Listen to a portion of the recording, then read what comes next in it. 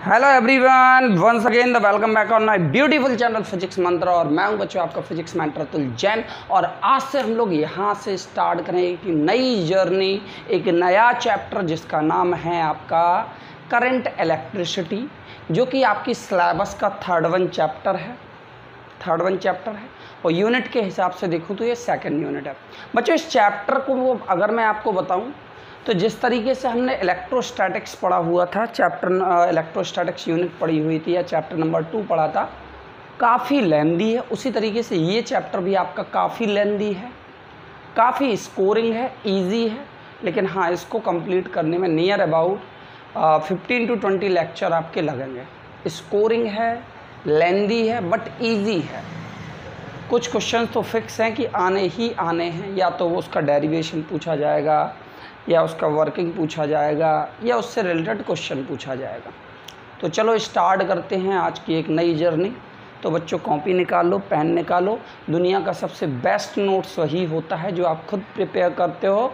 तो चलो स्टार्ट करते हैं। Once again welcome back to all of you on my beautiful channel and I am your physics mentor Atul Jain. और बने रहिएगा मेरे साथ और करते हैं आज की जर्नी स्टार्ट। चलो बच्चों, इससे पहले हम लोगों ने थोड़ा सा मैं पुरानी चीज़ों को थोड़ा सा रिकॉल करा दूं। बच्चों इससे पहले हम लोगों ने पढ़ा हुआ था कि फिजिक्स को हम कई सारी स्ट्रीम्स में डिवाइड करते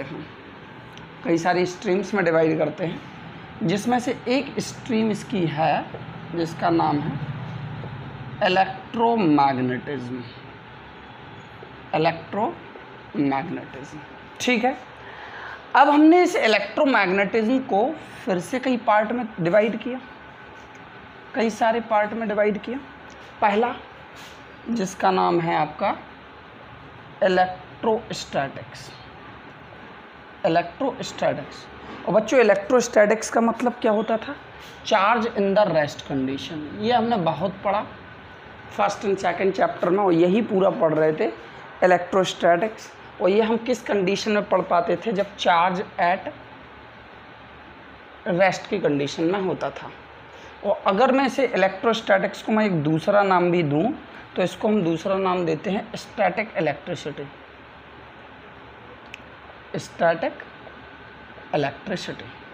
ये एक दूसरा नया नाम था इसका।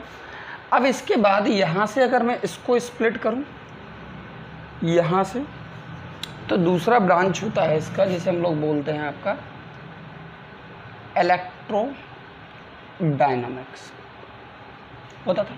और इलेक्ट्रोडायनामिक्स का मतलब होता था चार्ज इन मूविंग कंडीशन। अब बच्चों चार्ज इन मूविंग और चार्ज इन मोशन। बच्चों आपको पता होना चाहिए कि चार्ज दो तरीके से मोशन में होता है। किस किस कंडीशन में? या तो चार्ज आपका क्या होगा, यूनिफॉर्मली, मतलब यहाँ से कहने का मतलब यूनिफॉर्म मोशन में होगा, एक नॉन यूनिफॉर्म मोशन में होगा। तो बच्चों अगर चार्ज आपका यूनिफॉर्म मोशन में होता है, यहाँ पे मैं लिखे दे रहा हूँ, अगर चार्ज आपका कहाँ पे होगा, आपका that will in the uniform motion, तो यहाँ से दो स्ट्रीम फिर से निकलती हैं, जिसमें से एक आता है आपका करंट इलेक्ट्रिसिटी। बच्चों नीचे दिख रहा है ना? चलो मैं देख ही ले रहा हूँ, थोड़ा नीचे दिख रहा है या नहीं दिख रहा है? हाँ दिख रहा है। चलो, एक का नाम है आपका करंट इलेक्ट्रिसिटी। इसी में मैग्नेटिज्म भी आता है, इसी में आपका ऑल्टरनेटिंग करंट भी आता है, बहुत सारी चीज़ें इसी में आ जाती हैं। ठीक है। और एक आता है आपका EM वेव, इलेक्ट्रोमैग्नेटिक वेव हम जिसे बोलते हैं। मतलब चार्ज करंट इलेक्ट्रिसिटी कब बनती है? जब चार्ज आपका यूनिफॉर्म मोशन में होता है, यूनिफॉर्म। ठीक है। और जब चार्ज आपका नॉन यूनिफॉर्म मोशन में होता है, नॉन यूनिफॉर्म मतलब एसेलरेट करता है। जब चार्ज आपका एसेलरेट करता है तब क्या बनती है बच्चों? आपकी EM वेव बनती है। क्या बनती है? आपकी EM वेव बनती है। तो आज हम लोगों को बात करना है बच्चों basics of current electricity in which the charge in the moving condition. चलो तो स्टार्ट करें बच्चों आज की जर्नी। इतना नोट कर लो। तो इलेक्ट्रोडायनामिक को बच्चों हम लोग डायनामिक इलेक्ट्रिसिटी भी बोलते हैं, डायनामिक इलेक्ट्रिसिटी। चलो नोट करो, नोट करो, नोट हो गया। चलो अब देखते हैं यहाँ से। सबसे पहली हेडिंग मैं यहाँ पे लगाता हूँ जिसका नाम है आपका इलेक्ट्रिक करंट, जिसका नाम है आपका इलेक्ट्रिक करंट। बच्चों इससे पहले ये बेसिक सी चीज़ है, आपने 9th-10th में पढ़ी होगी। जब चार्ज आपका मोशन की कंडीशन में होता है, देखो यहाँ से मैं बताए दे रहा हूँ, चार्ज जब आपका रेस्ट में होता है, देखो यहाँ से चलो चार्ज का मैं लेता हूँ, चार्ज को 2 कंडीशन में लेता हूँ मैं, एक रेस्ट में लेता हूँ और एक मोशन में लेता हूँ।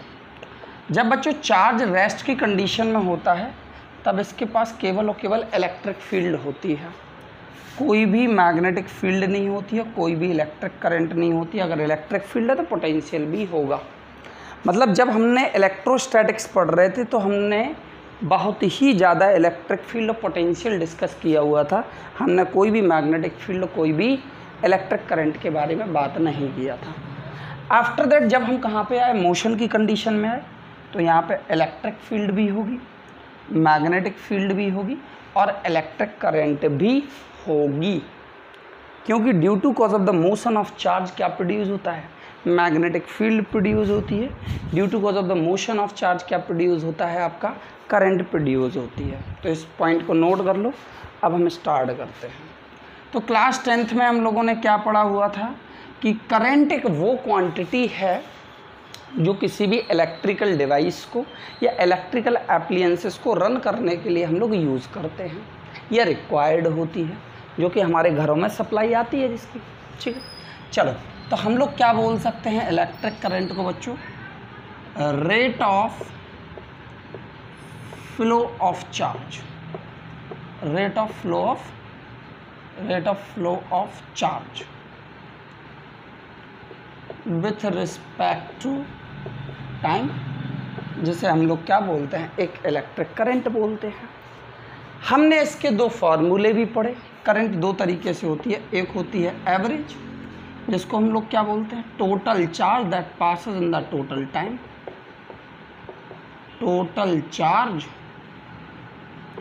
Passes in total time. कहने का मतलब है बच्चों, देखो डेफिनेशन ही बताती है rate of flow of charge, मतलब चार्ज अब किस कंडीशन में आ गया है, मूविंग कंडीशन में आ गया। और चार्ज जब मूविंग कंडीशन में आ गया है तो जिसका मेजरमेंट किसके रिस्पेक्ट में करोगे आप, टाइम के रिस्पेक्ट में। तो इसको मैंने 2 पार्ट में ब्रेक किया, एक तो एवरेज, और एवरेज करंट का मतलब क्या होता है, rate of flow of charge with respect to the time. मतलब अगर जैसे फॉर एग्जांपल मैंने ये पाइप ले लिया, ये मैंने एक कंडक्टर ले लिया, एक पाइप ले लिया, और इसके अंदर क्या है, आपके बहुत सारे आपके फ्री चार्ज हैं, ये कुछ आपके फ्री चार्ज हैं इस तरीके से। ठीक अब सबसे पहले कंडीशन क्या होती है, the charge must be align in one direction, पढ़ा होगा आपने, और ड्रिफ्टेड करने लगते हैं आपके एक ही डायरेक्शन में, and they start to drifted, और ड्रिफ्टेड का मतलब एसेलरेटेड, और एसेलरेट का मतलब हो गया फ्लो करना। जब ये सारे के सारे चार्ज एक ही डायरेक्शन में फ्लो करने लगते हैं तो एक क्वांटिटी प्रोड्यूस होती है जिसे हम लोग बोलते हैं इलेक्ट्रिक करंट।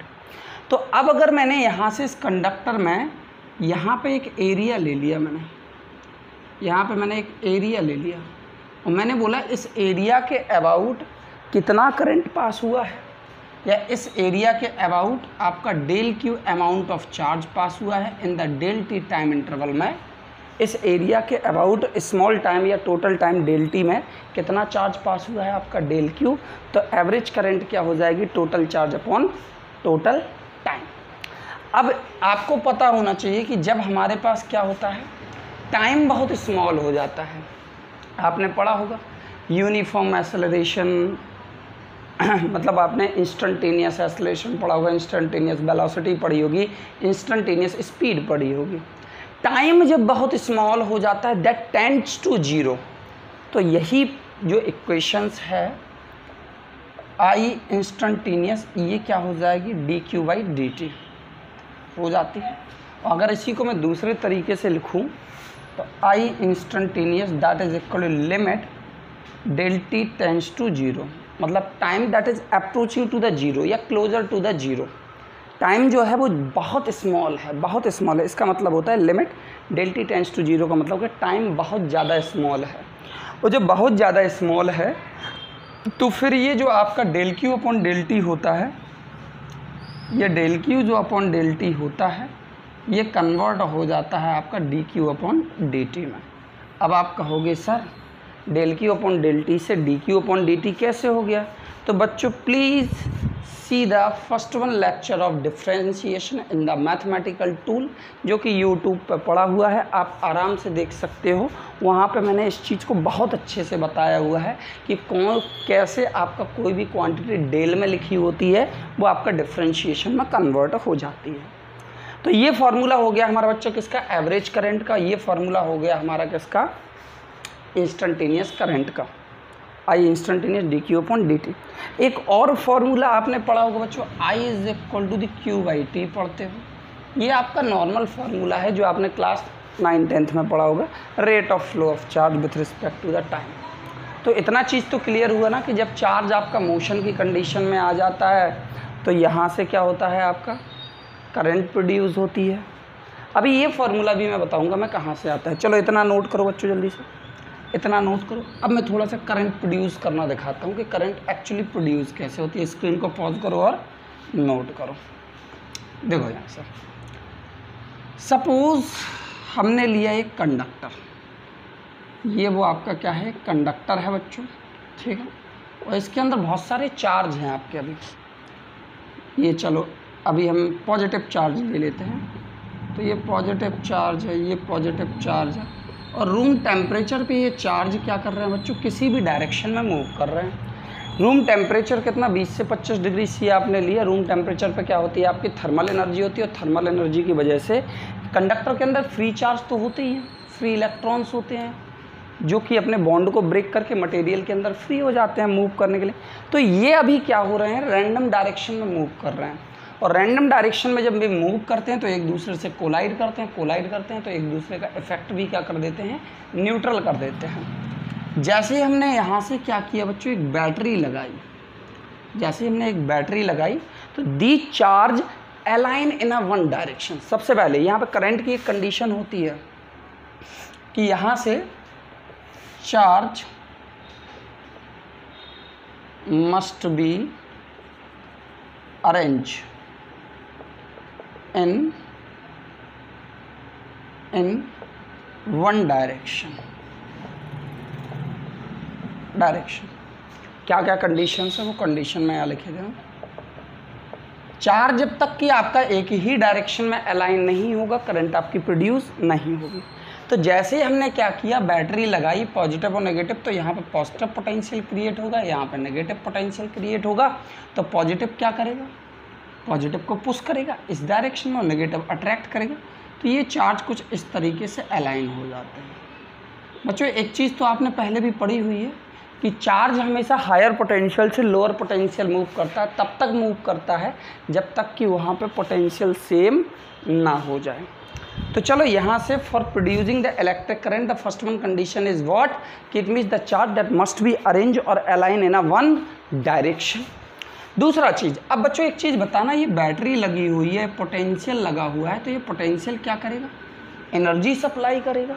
एनर्जी सप्लाई करेगा तो चार्ज क्या करेगा, आपका मूव करेगा from higher potential to the lower potential. चलो तो यहाँ से दूसरा कंडीशन क्या होती है कि चार्ज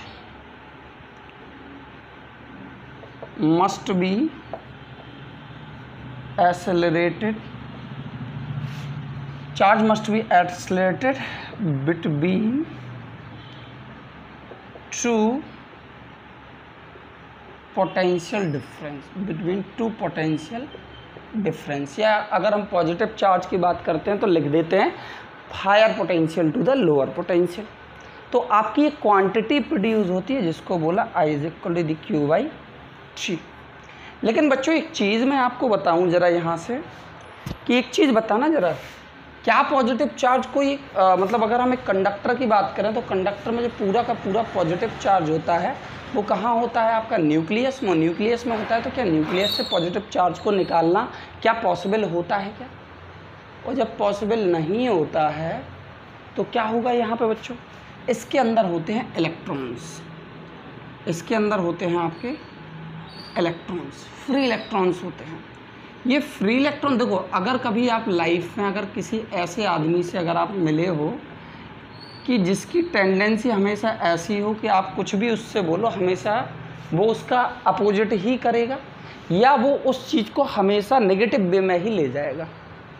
कहने का मतलब जैसे आपका कोई फ्रेंड है, आपने कहा यार ऐसा ऐसा काम कर दो, कहेगा मैं नहीं करना। आपने कहा तुम इधर चले जाओ, वो उल्टा उस डायरेक्शन में जाएगा। ऐसे कई लोग होते हैं, अगर आप कभी मिले हो। तो इसी तरीके से इस चार्ज की भी क्या है कहानी, कुछ ऐसे ही है। चार्ज की भी कहानी कुछ ऐसे ही है। ये पॉजिटिव, ये नेगेटिव। चार्ज नेगेटिवली चार्ज होता है, चार्ज नेगेटिवली चार्ज होगा तो यहाँ से बैटरी का नेगेटिव टर्मिनल क्या करेगा, चार्ज को इधर पुश करेगा, पॉजिटिव टर्मिनल इसको खींचेगा। तो चार्ज हमेशा, मतलब charge in the sense electrons, electron हमेशा ड्रिफ्टेड करते हैं नेगेटिव टू पॉजिटिव, मतलब lower potential to higher potential. अगर मैं पर्टिकुलर इलेक्ट्रॉन की बात करूँ, मैं इलेक्ट्रॉन की बात करूँ तो क्या करेगा आपका, लोअर टू हायर मूव करता है, लोअर टू हायर मूव करता है। अब फिर यहाँ पे क्या देखा गया बच्चों कि इलेक्ट्रॉन इस डायरेक्शन में फ्लो हो रही है, और एक हमने क्या लिया, एमीटर लिया और एमीटर को सर्किट में लगा दिया, या चलो हमने गैल्वेनोमीटर लिया जो डायरेक्शन भी बताता है, मैग्नीट्यूड के साथ साथ डायरेक्शन। तो उसने क्या देखा कि इलेक्ट्रॉन यहाँ जा रहा है और सर्किट में एक्चुअल करंट इस डायरेक्शन में फ्लो हो रही है। तो यहाँ पे क्या निकल के आया कि जो सर्किट में एक्चुअल करंट फ्लो हो रही है उसको हम लोग बोलते हैं कन्वेंशनल करंट, कन्वेंशनल करंट। ठीक है, तो यहाँ पे देखा गया कि जो सर्किट की एक्चुअल करंट होती है वो इलेक्ट्रॉन के अपोजिट डायरेक्शन में मूव करती है। तो क्या लिख सकते हैं यहाँ पे, सर्किट की actual current, conventional current, conventional current always flow in the opposite direction, opposite direction of flow of electron. तो भैया यहाँ से एक हम लोगों ने एक इमेजनरी कंसेप्ट लिया। फिर क्या एक इमेजनरी कंसेप्ट लिया कि भैया वैसे अगर मैं देखूँ यहाँ से कि बाय मैकेनिज्म, अगर मैं यहाँ से देखूँ तो बाय मैकेनिज्म क्या हो रहा है कि इलेक्ट्रॉन के अपोजिट डायरेक्शन में ही करंट प्रोड्यूस होती है। इलेक्ट्रॉन आपका लोअर टू हायर मूव करता है, लोअर टू हायर मूव करता है, और कन्वेंशनल करंट हमेशा प्रोड्यूस हो रही है आपकी opposite direction of flow of electron. तो यहाँ पे एक इमेजिनरी कंसेप्ट क्या लिया गया कि इलेक्ट्रॉन यहाँ फ्लो हो रहा है, कन्वेंशनल करंट यहाँ फ्लो हो रही, तो इसको फ्लो कौन कर रहा है। तो यहाँ पे एक इमेजिनरी कंसेप्ट लिया कि यहाँ पे एक चार्ज है जिसको हम लोग मानते हैं पॉजिटिव चार्ज। तो हम लोग क्या लिखते हैं बच्चों यहाँ पे कि जो कन्वेंशनल करंट है that flow in the same direction of flow of positive charge, और जहाँ पे जिस डायरेक्शन में इलेक्ट्रॉन फ्लो हो रहा है उस डायरेक्शन में एक इमेजिनरी करंट हमने मान ली जिसका नाम है आपका इलेक्ट्रॉनिक करंट। तो ये डेफिनेशन भी बन जाती है कन्वेंशनल करंट की, एक डेफिनेशन भी बन जाती है कन्वेंशनल करंट की। ठीक है, चलो तो मैं यहाँ से डेफिनेशन ही लिखे दे रहा हूँ। इलेक्ट्रॉन का तो ये नोट कर लिया था ना, हायर टू लोअर। चलो मैं यहाँ पे नोट कर दे रहा हूँ,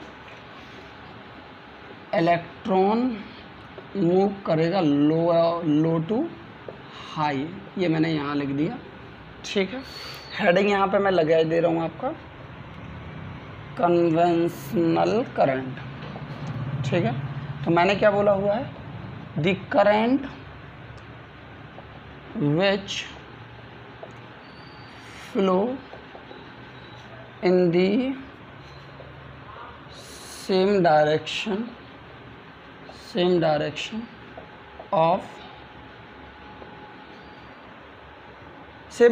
of flow of positive charge,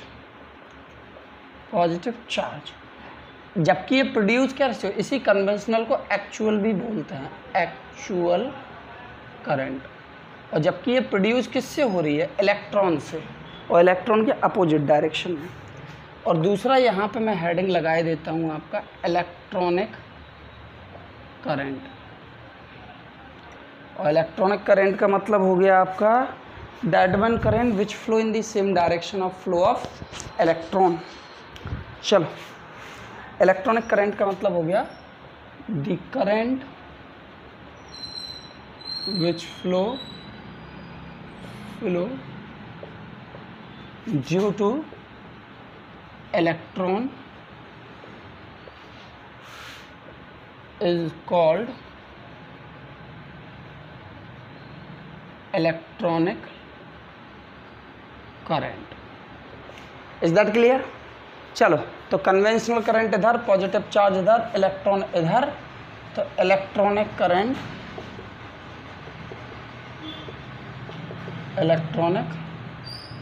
इधर।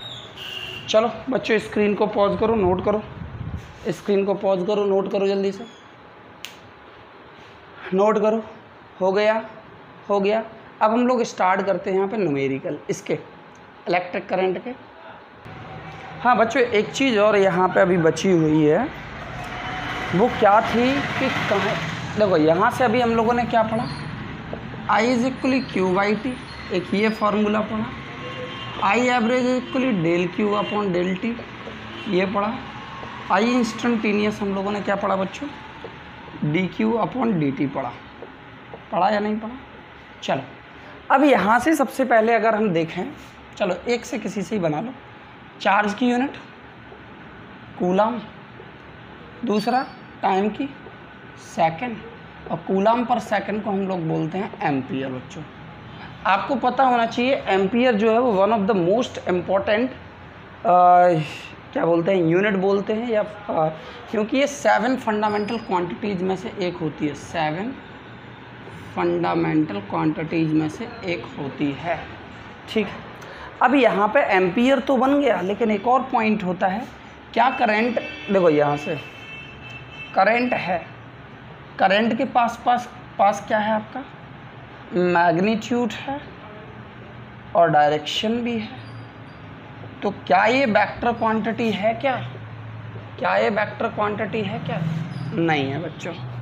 क्यों नहीं है? क्योंकि ये वेक्टर लॉ ऑफ अलजेब्रा को फॉलो नहीं करती है, वेक्टर लॉ ऑफ एडिशन को फॉलो नहीं करती है। अभी वो भी मैं दिखाई देता हूँ, तो नोट करके एक पॉइंट लिख लो यहाँ से, it means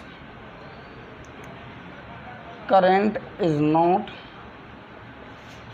a vector quantity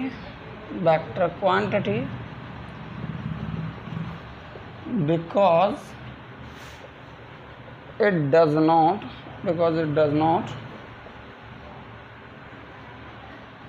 follow vector law of addition। चलो थोड़ा सा इसकी कहानी समझो। वेक्टर लॉ ऑफ एडिशन की कहानी समझो बच्चों। एक चीज़ बताना, जब हम दो वेक्टर्स का एडिशन करते हैं, तो ये ऊपर वाला पार्ट हटा दूँ, मैं ऊपर ही समझा दे रहा हूँ। चलो, अगर जब हम दो वेक्टर का एडिशन करते हैं और उनका रिजल्टेंट और मैग्नीट्यूड निकालते हैं, तो रिजल्टेंट कैसे निकालते हैं? एनालिटिकल मेथड से, P square plus Q square plus 2pq cos theta. मतलब ये रिजल्टेंट किस पर डिपेंड कर रहा है? आपका एंगल पर डिपेंड कर रहा है। ठीक है, और अगर हमें जब एंगल निकालना है, डायरेक्शन, तो यहाँ से डायरेक्शन निकालने के लिए क्या होता है बच्चों? tan थीटा, जो कि हो जाता है b sin theta upon a plus B cos theta. कैसे? अब इसको हम लोगों ने समझा। तो यहाँ से सबसे पहले हमने क्या लिया? दो ब्रांचेज ली। यहाँ से 3 एम्पियर की करंट आ रही है, यहाँ से 2 एम्पियर की करंट आ रही है, इनके बीच में एंगल है 60 डिग्री का। तो यहाँ पे हमने देखा कि अब जैसे दो ब्रांच लगी थी, यहाँ पे बीच में हमने एक गैल्वेनोमीटर लगा दिया। चलो, और हमने यहाँ पे देखा कि करंट का मैग्नीट्यूड 5 एम्पियर आ रहा है। ठीक है, फिर हमने दूसरा देखा। अब हमने दो ब्रांच ले ली, 3 एम्पियर 2 एम्पियर, और यहाँ पे इसका मैग्नीट्यूड फिर से 5 एम्पियर। मतलब इनके बीच में देखो एंगल है, लेकिन मैग्नीट्यूड पे कोई फ़र्क नहीं पड़ रहा है, मैग्नीट्यूड पे कोई फ़र्क नहीं पड़ रहा है। और जबकि वेक्टर क्वांटिटी में क्या होता है बच्चों? वेक्टर क्वांटिटी में अगर हम एंगल चेंज करते हैं, तो वहाँ से मैग्नीट्यूड भी चेंज हो जाता है। देखो यहाँ से 2pq cos theta, angle change करोगे रिजल्टेंट बदलेगा, मतलब मैग्नीट्यूड चेंज होगा या नहीं होगा? बोलो यस या नो। मैग्नीट्यूड चेंज होगा या नहीं होगा? तो वही कहानी है यहाँ पर। ठीक है, तो तो यहाँ पे क्या देखा गया कि मतलब इसके एंगल से कोई इफेक्ट नहीं पड़ रहा है, मतलब इसका रिजल्टेंट जो है वो क्या कर रहा है आपका ऑर्डिनरी लॉ ऑफ अलजेब्रा को फॉलो कर रहा है। मतलब जो सिंपल तरीके से हम जो एडिशन करते हैं उसी सिंपल एडिशन को क्या कर रहा है आपका फॉलो कर रहा है। तो हम लोग क्या लिख सकते हैं यहाँ पे, करंट इज स्केलर क्वांटिटी, और जिसको हम लोग क्या लिख सकते हैं कि it means that can be added by the simple law of vector addition. Is that clear? चलो इतना नोट हो गया बच्चों। अब आते हैं क्वेश्चन पर। क्वेश्चन है हमारे पास कि it means the current I is equal T square plus 4t plus 5। सबसे पहले हमें निकालना है इंस्टेंटेनियस करंट, तो चलो, और दूसरा हमें निकालना है average current from 0 to 3 second के लिए।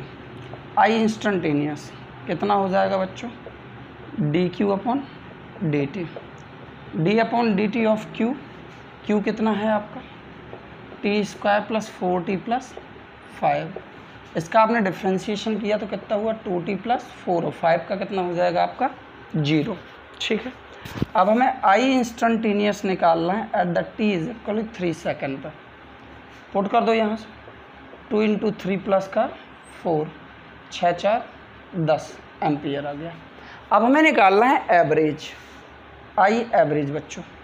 आई एवरेज क्या होता है, del Q upon del T, मतलब Q2 माइनस का Q1 अपॉन T2 माइनस का T1। तो पहले तो Q2 निकालो, Q2 मतलब एट द 3 सेकेंड, फिर Q1 निकालो एट द 0। चलो यहीं पे आ जाओ, Q2 कितना हो जाएगा 3 सेकेंड पर, 3 3 का 9, 9 प्लस 12 प्लस 5 कितना हो जाएगा 12 और 9 21 26। Q1 आ जाओ, कितना हो जाएगा आपका 0 रखो तो 5 ही आएगा केवल, तो ये हो जाएगा आपका 26। ये निकला t इज इक्वल 3 सेकेंड पर, ये निकला t is equal to the 0 second पर। 26 माइनस का 5 अपॉन 3 माइनस का 0 कितना हो जाएगा 21 अपॉन 3 कितना हो जाएगा 7 एम्पियर। जल्दी से नोट करो बच्चों, जल्दी से नोट करो। हो गया, स्क्रीन को पॉज करो, नोट करो। दूसरा क्वेश्चन भी है हमारे पास, दूसरा क्वेश्चन भी है। चलो दूसरे क्वेश्चन में अब उसने क्या दे दिया, करंट दे दी। दूसरे क्वेश्चन में उसने क्या दिया, करंट दिया हुआ है। उसने बोला हुआ है कि I is equal to the T square plus 1, और हमें क्या करना है आपका निकालना है कि t is equal to the 3 second में, या आपका फ्लो मतलब यहाँ से क्वेश्चन कुछ इस तरीके से, I is equal T square plus 1, find the charge flow through a cross sectional between 0 to 3 second. हमें निकालना है चार्ज फ्लो